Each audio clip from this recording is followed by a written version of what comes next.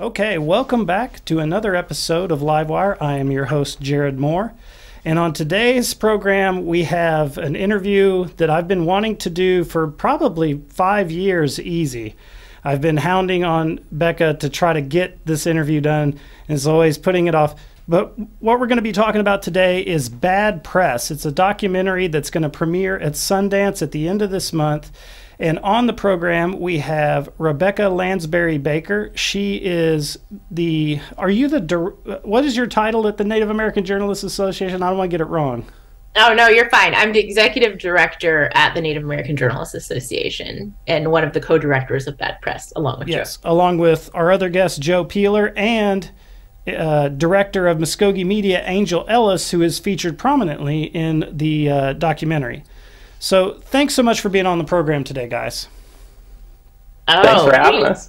We're absolutely thrilled to be here. Of course, we're excited to kick off the Sundance experience, but it's so great to be talking with Mvskoke Media and, our fellow Muscogee citizens first before all the action, really happens. Like you said, it's been a story that's been a long time in the works. So, and it involves you all. So I know that we're connected in so many different ways, and have been with the story and with you all, as friends and people of my community. So I'm just especially thrilled to be chatting with the audiences of Mvskoke Media. Yeah, and that's a disclaimer for the audience, too. I am also in the documentary, as well as several other people, because what Joe or Becca, probably Becca, why don't you tell us what it's about? What time period does it cover, and what happens in the movie, just, generally? Absolutely. So we started filming, back in 2019. That's when it actually was okay, this is a movie, we're going to pursue it, but the story backs up a little bit further than that. So we start following the story of the fight for free press in the Muscogee Creek Nation after it was repealed in 2018, in the midst of an election season. So that's really where our story begins, and chronicling all the ups and downs of the election season and of that fight for free press, of which you are all very much a part of, and making sure that Mvskoke Media has its independence so you can do your jobs. So that's a very short version of it. Joe, is there anything you wanted to add to that? We're coming up on our 4-year anniversary of starting filming, which is kind of crazy. So we're premiering about a month shy, almost to the day of our 4-year anniversary. And I would just add that it covers about that amount of time. It covers the over 1,000-day fight for free press in Muscogee Nation. Awesome. So, Joe, I have a question for you too. Maybe we should talk about the title of the movie, because it's kind of a provocative title. I love the title, but Bad Press, what is it? Where does it come from, that title? Well, credit where it's due. My girlfriend Natalie came up with it. She walked in one day when we were trying to figure out a title, and she just went, "Why don't you call it Bad Press?" And I just thought, what? This is so good. Yeah, absolutely. But I think we were looking for an evocative title.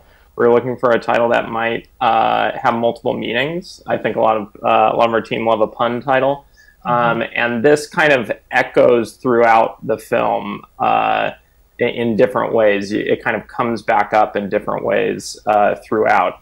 Some of the National Council members effectively didn't like Bad Press coming their way, and claimed so on the night of the repeal.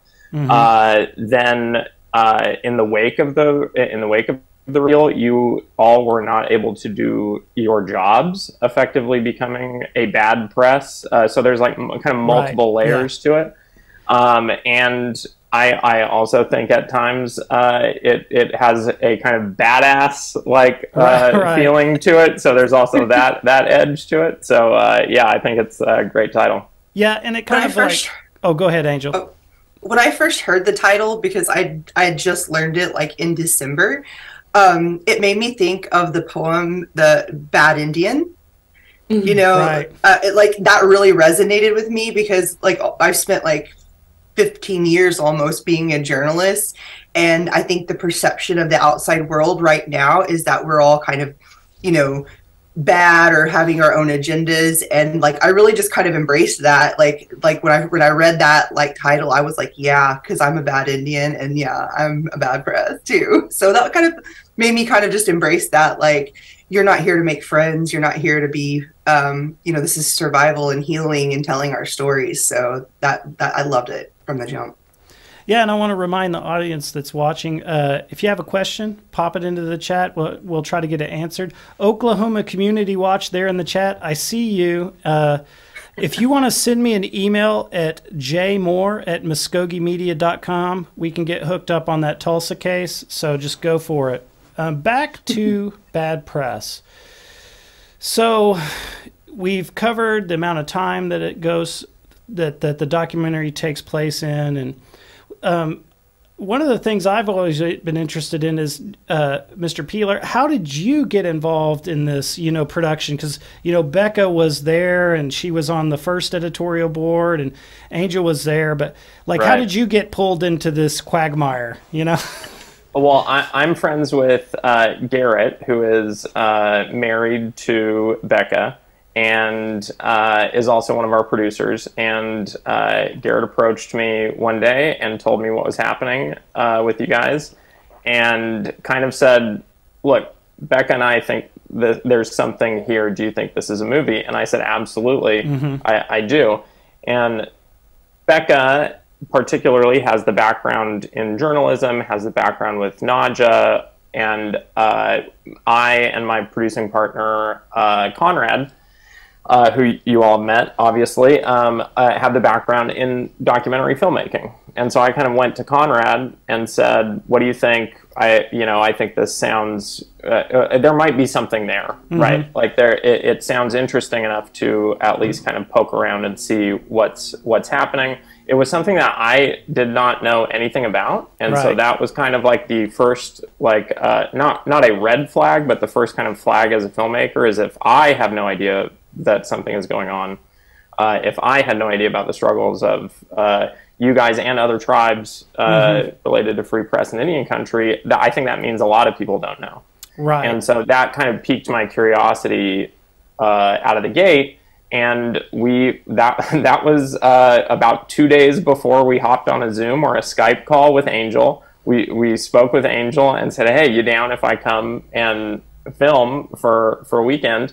And 2 days later, I was on a plane, and it was a very whirlwind weekend. We filmed with Angel and Avalyn and Angel's Nana, and kind of we filmed a national council meeting and did a bunch of stuff, and kind of came out.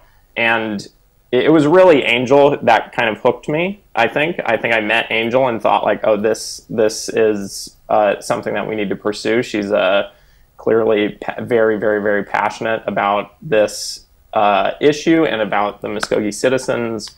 And I think that kind of combination of things, we thought, yeah, we need to form this team and go and film the movie. Right. It was super, super Indian of us because like Joe got off a plane and I just crashed my grandma's like house and we brought out the books and started like going through pictures and stuff. Right. And it really like, for me, I was like a person who'd sat here being a journalist for a very long time and I'd really never put my advocacy hat on. And so it was kind of a debut. I knew that there was going to be a change in my momentum and how I approached that. And so I sat down and it really meant a lot to me that some people who I didn't even know would hop on a plane and show up that weekend and start showing up and care enough to put those cameras on, because those cameras became my protective shield to do the work that I did, and I needed them very much. And through that whole process, I grew tremendously, and it's been a crazy ride for sure. Well, that leads me to my question for you that I was going to ask is, what was that like having a documentary crew follow you around for, like 2-3 years? It was a while. At first, it was really scary because I didn't know what to think about it. Like when you would show up to a meeting and there was these cameras and it was getting everyone's attention. You know, like I had really operated in that fly in to a place, get your information, go back to your desk and do your job zone. And so I wasn't used to having the camera pointed at me at all. That was a whole new experience for me. And then I had to worry about my language and smoking, and I feel like I aired all my dirty laundry to the world, and now I'm kind of nervous about that. So. Well, it's almost it's as well also like almost your literal dirty laundry. You know, you got you got a documentary crew in your house, you know, following you around in your house. That's I was talking to Braden today in his office, and I was saying, you know, like that's the thing for me about the documentary that gives me butterflies is, you know, we work hard to, when we do a live stream or do any news coverage, to put forward, you know, like our business self, our professional self as much as we can. And the documentary crew, if you see bad press, you will see what the office is like when we're not live on the camera. You know, like you'll see the staff like when they're like reacting to things before they've had chance to process them and fact check them. So it's taking off the veil a whole lot for me personally, and then also the same for you, Angel, I'm sure. Oh, yeah. There were times when they were filming us having reactions to very important things that happened. And it was not anything that we had any chance to compose ourselves for or anything. It was live, living color. And basically, you see who we really are as people. And I know for me personally, I'd never been tested in that way. And so I had just assumed that this was to get protection for advocacy. Like the whole time, I never assumed that this movie would mean anything to anyone. It was just kind of like the cameras will protect me to do my job. And then to find out that there are people interested, now I'm sitting here like, holy smokes. It really gives you an insight into who you are in some of your most trying times. And overall, I came through it kind of feeling like, wow, when the rubber meets the road, I am a good person and I'm qualified and I'm knowledgeable and I'm, you know, the kind of person who does the right thing even when no one's looking. So it kind of made it easier. But I'm real curious to know what it's like for Becca to be a storyteller and a person who's coming to your own tribe, you know, your own family basically, and telling such a tale, because for a long time this was a contentious topic. It was booted back and forth. Yeah. Very politicized. Well, Becca, if you want to, you know, Angel's going to interview inside the interview, so you. I love it. This is fully what I expected. All of us asking each other questions, which is great. This is a great roundtable format. But yeah, I think a lot of times when we talk about free press, it's so insular, and we're, you know, discussing it within the, you know, realm of Indian country with each other, like whether that's, you know, happening at a Naja conference is one of the only places in the world where we're tackling this topic. And there's so much like strong community within that when we like step out a little bit, and, you know, when we were sharing this story with Joe and asking him, you know, if he wanted to be involved with it, do you think this is worthy of a documentary? It's just so, you know, refreshing in one way to hear that there's interest from outside of our communities that this topic is important, because it's like, you know, we deal with it every single day, and you know, and it's very stressful to be put in these situations and feels very alone, or it can be very isolating. So I think to be able to like share this experience and all the humanity that you've talked about, and like the way that you're dealing with these huge issues, and like letting a camera crew into that, and, you know, showing how you're dealing with those, and being very real in your reactions to these situations and these big developments, you know, that happen in our story, is just, it's so exciting for me as a member of the community to like share that with the world, because I, you know, obviously I knew, you know, what I was getting myself into, and I'm just like, I love these people. I worked with them. Like we've grown together in many, many ways, I think, in my experience having worked for Mvskoke Media back in the day, back when it was the Muscogee Nation News. So, you know, I knew you guys and how long you've been in this fight. And so I thought it was just super important for me, and really felt like a responsibility, you know, if I had this opportunity to share the journalist's story and to share your story with the world outside of, you know, Indian country even, and bring it to a wide general audience. There's been so much interest, and people are so, like, you know, fascinated at how such a small group, you know, of journalists in this community and people in this community can make such a huge impact on, you know, our tribal government. And even having cameras in the room, I feel like there was an immediate impact of, you know, transparency and how, you know, that has affected, you know, legislation, and you know, see some of those in our film. So, but yes, I'm just very excited and very thankful to both of you for, you know, it takes a lot of courage to like put your personal lives in the line, especially when you are journalists and you are used to having a very like scrubbed appearance in your writing and your broadcasts. Like that is your job to, you know, be as unbiased as possible. So, you know, opening yourselves up to, you know, be vulnerable in, you know, our story and on camera is just means the world to me. So I'm very appreciative. Well, Mado for the support, and you know, for the audience, I would love to echo ahead, that. Joe. Go ahead, Joe. Before you jump into business mode, Jared, I just would love to echo that gratitude. I think for just you guys being so open on camera, not only from like a filmmaking point of view, but for the audience, because I think that it's really important. A really important aspect of the film is showing the audience the impossible situation that you guys were in. And without free press, you have to become an advocate. You can't stay unbiased. You have to fight for this thing to be able to just simply do your job. You have to fight for the bare bones minimum to be able to be unbiased. Right. And I think seeing that on screen is really important. Seeing the not composed version of that, seeing the frantic kind of like what is happening, it shows the audience. And I will say, both for Native citizens and non-Native citizens, I think, just to see like this is what happens when free press goes away, I think is really important for the audience.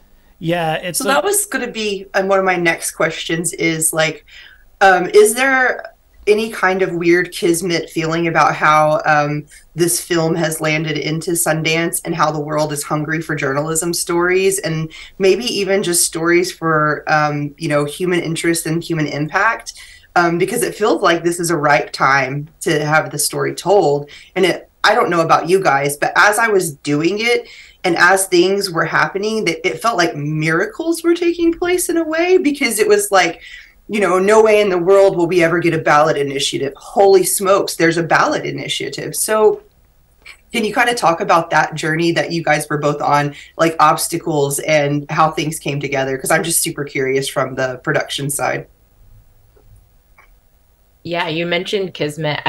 I really think that that is true. And just that there's such an interest in, you know, obviously we cover some very important topics, and, you know, whether that's freedom of the press, and then also elections fraud, like those types of things that are just so relevant to, you know, what's happening in the broader like US media landscape as well.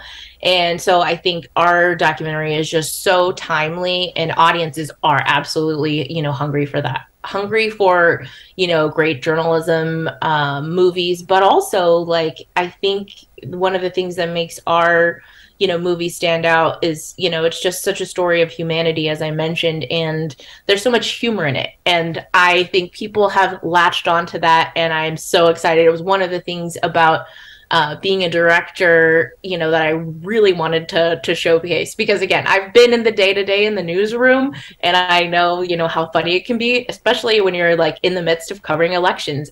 There are just funny moments and such stressful situations that you just have to inject humor into that. And so if I can, you know, show that as a director and like just really highlight the humor in our story, you know, that's definitely an important goal. But absolutely, audiences have been responding, you know, to that, and that humanity, I think, in our story is just like such an important component, and I think audiences are primed. And then you also have on the landscape, there's so many like great native stories and series and movies that are coming out and are out right now.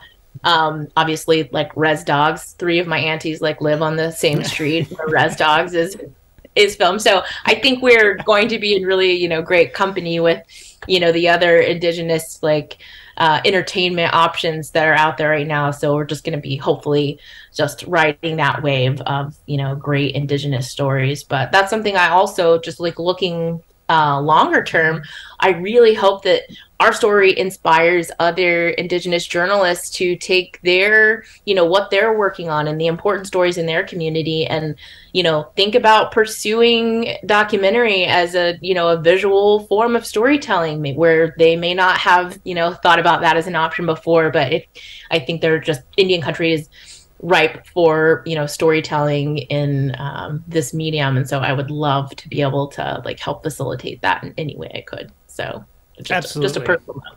Yeah. And I think that's important. I got to touch a comment that was made in the chat real quick. Sooner Science Nerd. Okay. If you look at our channel, you will see that the Muscogee radio channel is also part of our thing. You can go there to listen to the radio show. If you can't hear it over the air, send me an email at jmoore@muscogeemedia.com, and we'll try to work out whatever the technical problem is with the radio station there, because we don't actually own the radio station that broadcasts us or anything, and there might be a problem with the board or something. Sorry about that, guys. I had to touch on that. And if you have a question, pop it in the chat. Let's try to keep it on bad press, though, guys. I got solving technical problems. For me, I did want to mention that the first time that I kind of saw the documentary crew you guys had come down was for when it was the chief election and the candidates were registering to run, and there was, like you kind of touched on it earlier, Becca, there was like a palpable, there's a documentary crew on the complex, stuff is gonna happen, what's gonna happen, it was great. So I think that apart from like we were talking about the struggles of the press and what was happening with everything, it was also really cool for me to see that there was like an outside group of people that were coming in and observing things and watching how all of these personalities and people that I knew pretty well from covering them, how they reacted to that, what they were going to do, because I think the perception for a lot of the subjects and the people were like this was Hollywood was coming in, and they were like, you're going to be in a movie, like a big movie, which it is a big movie, and like how they kind of reacted to that. I think some people on the council and things kind of got starstruck a little bit, So, and Joe, I wanted to ask you too, we're at 22 minutes, so we're getting close to the wrap-up time for the audience. If you have a question, you need to get in the chat. But what was one of the times where you went out and shot and you had, like, what was the most adverse time that you had? I know there are some times when it was like there had to have been situations that were either so funny or just, something happened that was so unpredictable. What are you going to take as your big memory from shooting this documentary? Well, I think the most difficult one is actually what turned into maybe the most fun scene in the film, which the most difficult one was filming all of the candidates during the parade. Yeah. During the Creek Fest, because we had not brought on our cinematographer, this coyote, by the way, we had not brought on our cinematographer yet, and so it's very funny to hear that it was perceived as a Hollywood production, because it was so the complete polar opposite of that, just as poor as you could possibly be, and we hadn't brought on a cinematographer yet, and so I was filming. And so basically, like, I had to run around and like sprint around filming like 15 people or 10 people who were running for office. And that I think that whole shoot really broke me. I got out of that shoot and said, we have to bring on a camera person, because this is just insane. insane. And I'm also not like a trained, this is kind of inside baseball, but I'm not a trained cinematographer. Right, and so I'm doing these interviews, and I'm winging it. I'm putting up a light. I don't know what it looks like. I'm not doing it right. All that stuff. And so it was very like, we need to get somebody in here who I think knows what they're doing, right? Well, and to your credit, right? The final film, I think everything I've seen from it, you know, it looks very, to me, indie film, or, you know what I mean? Like it has the patina of a documentary. Like at no point are you watching it going like, oh, this is like amateurish, or it doesn't look right. You know, like it all came out in the wash, I think, so. Yeah, well, I mean, yeah, credit to Ty, our cinematographer, for filming like extremely beautiful stuff. And then basically in the edit, we would sneak in my bad footage. So it'd be like a bunch of really great footage, and then there'd be that junk I shot, you know, kind of in it. And you never know. You know? That's how I feel when I put a story together. Is I get to put the junk that I shot in there. I don't remember which meeting it was, but there was like a time in it for me that was like immensely emotional. We had just come out of a meeting where we did not get the vote the way we thought it would go. And I remember standing out in the parking lot of the Mound building with Joe, and he just looked at me and he said, I don't know if this documentary is going to have a happy ending. And I was like, I was like on the borderline of tears, right? Like, and I was like, I don't either. And it looks pretty bad. And then I sat in my car for like a good 30-40 minutes before I could even go home, you know, because you don't want to bring that, you know, to your house. You feel like raw, but luckily we know how that turned out. But tell us how people can see this documentary right now, or the soonest they can see it, and then tell us about your plans to bring it to the reservation, because there has to be some. Yeah, absolutely. Well, I know we have. Oh, sorry. Go ahead, Joe. No. We can give you the link. We should have got this ready beforehand. But it will be. You can buy tickets right now for online screenings at Sundance, and so you can view it in a window between the 24th and the 30th of this month. We can provide that information for you. You'll have to sign up for a Sundance account and go in, and tickets are $20, and you can watch it for any time during that week. And then, yeah, Becca, I mean, as soon as we possibly can, it would be great to bring it home. Absolutely. And I'm also just mentioning on the online screenings, so we will all four of us will be part of the Q&A on our premiere night, so which will be January 22nd. Coming up very quickly. So those of you that are planning to tune in online and watch the film that way, you'll get to watch the recorded version of our Q&A too. So it's like you'll be there with us, and no matter where you're joining from. But yes, I definitely have plans to bring it back to Muscogee Creek Nation to do community screenings as soon as possible. So it's so funny. We actually, you know, Joe's taking a breath because we just got everything all finished yesterday. So now it's like, oh, we get to like actually plan for what the, you know, premiere is going to be like now that all the finishing touches are there. So again, we just absolutely could not have made this film without Joe, and I think we make such a great team. And I'm so grateful for his technical expertise, and joined with my story background and connection to, you know, Mvskoke Media. It was just not have been possible to finish this film and share it with the world unless it was, you know, for Joe. So I'm very thankful for him too. But yes, we will bring it as soon as possible. And then I'm also lining a screening up for the next NAJA conference, which will be later this summer, August 10th through the 12th in Winnipeg. So look for it there as well. It looks like Garrett popped into the chat, and I think Garrett's trying to link to Bad Press at Sundance there. I don't know if our chat is set up to take the links, but if you want to go to Bad Press at Sundance, the link is in the description of this live stream, so you could go click that and check it out there. We have not a lot of time left. So, Joe, is there going to be a trailer before the premiere? Will there be a trailer somewhere online that I could possibly share with anybody, or is it going to just premiere? We won't have a trailer, but we do have an exclusive clip coming out. Okay. And as soon as that, the location of that and the timing of that is set, I can absolutely share that with you guys. Awesome. And Well, let you know. Great. Perfect. So thanks for coming on today, guys. I really appreciate it. This documentary is kind of like, for me, like the icing on the cake of the whole saga of everything that has happened over these years. And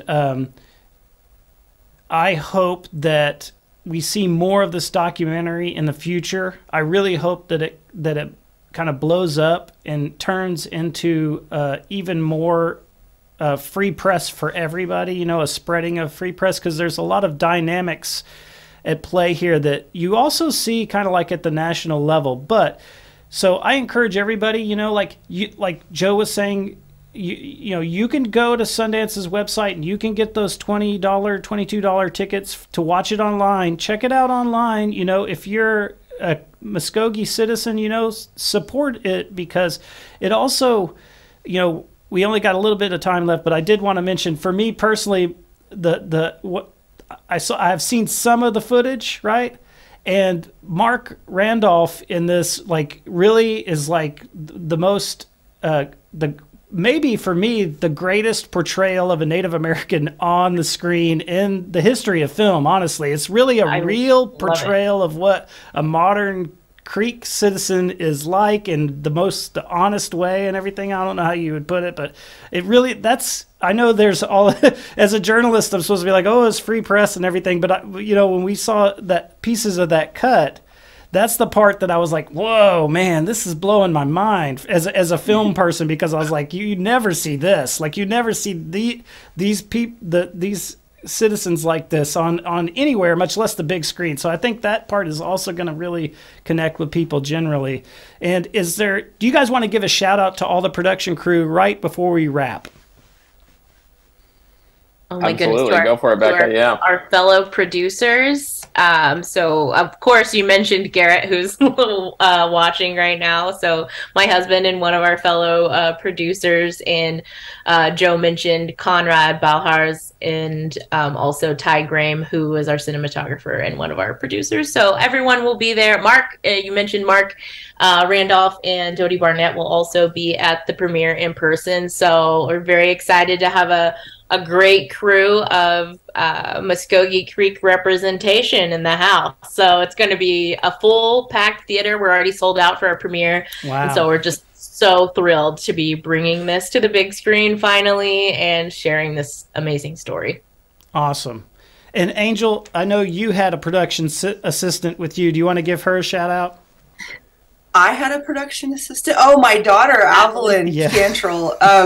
This poor kid has been drug around for a couple of years through every interview, every boring thing you could ever imagine. And she gracefully let me do this kind of work. And I'm so excited to be taking her with me because she really is, when I look at the kids that were born during the filming of this documentary, and then my own children, that was really what pushed us through it, looking at them and trying to create that future for them. So, my production assistant, Evelyn Cantrell. Love you, babe. Awesome. And I wanted to, before we wrap, I did want to mention that Cherokee Crayon asked a question and it kind of got lost in the shuffle. I don't know. We got 3 minutes. I'm going to go ahead and ask it. Cherokee Crayon says, given that most of the filming was done pre-pandemic, has it been weird to see small things during the editing process that have changed in the last few years, like none flinching at a tackle hug? Well, I think it was mostly filmed in pandemic. We filmed throughout 2019, and then in early 2020, obviously the pandemic hit, and so a significant chunk was filmed during the pandemic, and so, but it was definitely strange to see things kind of shift to masks and shift into that direction. and also made it very difficult to edit because just mask, no mask. Sometimes you're wearing a mask, sometimes you're not wearing a mask. Like it was just kind of crazy. But yeah, we filmed. I mean, we were filming as late as last September. So it's been quite a journey, and part of that took place over the pandemic. Awesome. Well, we got it in there, Cherokee Crayon, and that's an interesting name. Well, again, thank you guys, and we're about to run. I got 2 minutes here, so and then for the audience, you know, as Becca said, we're me, Angel, Becca, Joe, and who? I'm assuming the other. Is there going to be more production that's going to be on the Q&A, or is it just going to be us four? Actually, I think it'll just be us four for. Okay. Premiere night, so there may be a combination throughout the week. I got you. It'll be us four. So you'll see us again on that Q&A, and I am going to do a little video piece that's about this whole experience at Sundance and everything, and what is it like. So look forward to that on our YouTube channel. And that, with that being said, you guys, thank you so much, and we'll see you again later. Chihichath, Lees.